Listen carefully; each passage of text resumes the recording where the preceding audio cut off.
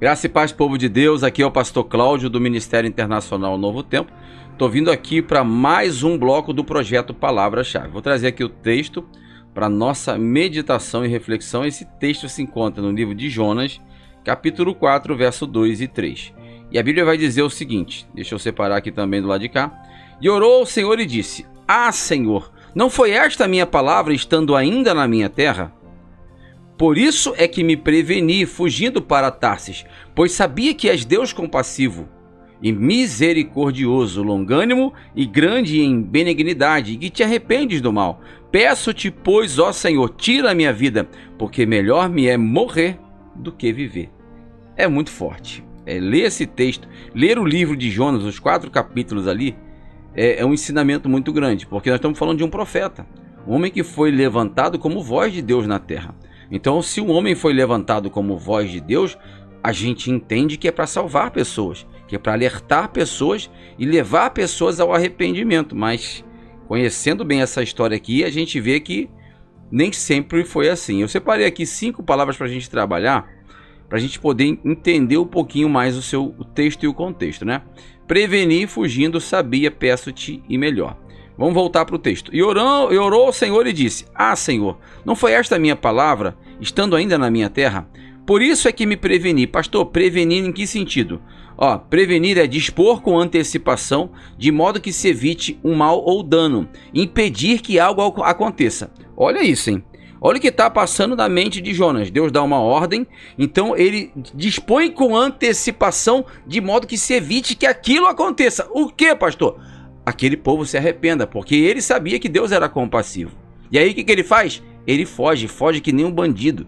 Ele escapa como se fosse um prisioneiro. Ele escapa, se esconde dentro de uma embarcação e fica lá achando que não ia ser encontrado. Mas aquele que tem chamado, Deus acha ele até no fundo, na última recâmara do inferno, Deus vai lá e acha ele. Não tem como se esconder. O escolhido não tem escolha. Uma vez que você foi escolhido por Deus para fazer algo, você tem que fazer. Senão você vai sofrer as consequências.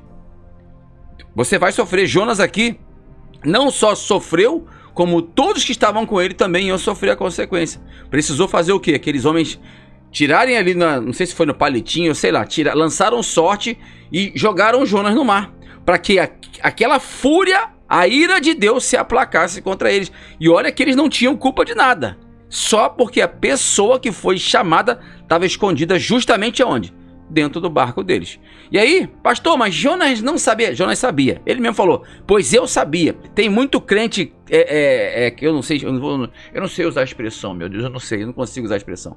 Mas é muito crente que chega e fala assim: pastor, eu não sabia. Claro que sabia. Deixa de ser mentiroso, rapaz. Claro que sabia. Claro que tu sabe o que tem que fazer, como você tem que proceder, como tem que levar a vida. Ninguém precisa te ensinar o que é certo e errado, não. É óbvio que você sabe. Tu faz porque tu quer. A decisão é sua. É você que quer fugir do chamado. É você que quer se esconder dentro da embarcação. É você. O chamado de Deus é bem claro. É bem assim, direto. Não tem como fugir dele. Marcos 16:15. Ide por todo o mundo. Indo por todo o mundo. Pregue o evangelho para quem? Para toda criatura. Então aqui você vê que Jonas sabia. E aí ele fecha aqui dizendo assim, peço-te, pois, ó Senhor, tira a minha vida. Olha o que é o peço-te. Por favor, eu imploro. Por favor, eu imploro, Deus, tira a minha vida. Tira a minha vida por quê? Porque aquele povo se arrependeu e o Senhor perdoou ele. E eu não queria nem que eles se arrependessem e nem que o Senhor perdoasse. Eu queria que eles fossem destruídos. Mas o plano de Deus nunca foi destruir ninguém. Nunca foi destruir ninguém. Lembra lá de João 3:16-17? O diálogo que está acontecendo entre o mestre da lei Nicodemos e Jesus. E diz assim, Senhor, eu sei que és mestre vindo de Deus, porque ninguém faz o que tu fazes, se Deus não for com ele. E aí Jesus fala assim, Nicodemos, necessário é fazer o quê? Nascer de novo. Aí lá no 16 vai dizer o quê? Porque Deus amou o mundo de tal maneira que fez o quê? Que deu. Que deu quem?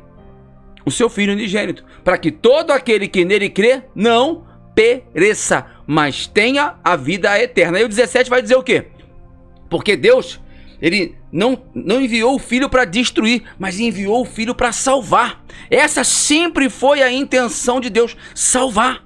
E ele levantou homens e mulheres no curso da história para quê? Para salvar. Mas olha aí o Salvador que a gente está falando dele. Olha o Salvador que a gente está falando dele. Aqui, ó. Melhor me é morrer do que viver. Por quê? Porque almas se arrependeram e se converteram. Pastor, tem gente assim ainda hoje? Quer que eu te responda? Você quer realmente essa resposta para você? Porque ainda tem Jonas ainda no meio da igreja hoje. Ainda tem homem que foi chamado por Deus, mas não quer ver a salvação. Quer ver a destruição, quer ver o caos. Ainda tem Jonas no meio da igreja hoje. Mas é para isso que o Filho do Homem se manifestou, para desfazer todas as obras do diabo. Foi para isso que Deus enviou o seu Filho amado, para salvar a minha vida. Porque se depender de Jonas, eu morro. Se depender de Jonas, você morre. Não seja você um Jonas. Esse texto é forte, né? É forte. Quando as pessoas pregam, geralmente elas não pregam assim. Elas fazem uma fantasia, né? Ah, pastor, o cenário é até bonito no final às vezes, mas não é não. A pessoa que fala melhor me é morrer do que viver, porque alguém foi salvo, é porque tinha ódio naquele coração, ele tinha muita raiva, muito rancor, muito ressentimento ali. E ainda tem, no meio de muitas pessoas na igreja, esse mesmo sentimento. Só que aí Filipenses 2,5, para a gente poder fechar, estamos com 6 minutos de vídeo já. Filipenses 2,5, Paulo vai dizer o quê? De sorte que age em vocês, age em mim e você.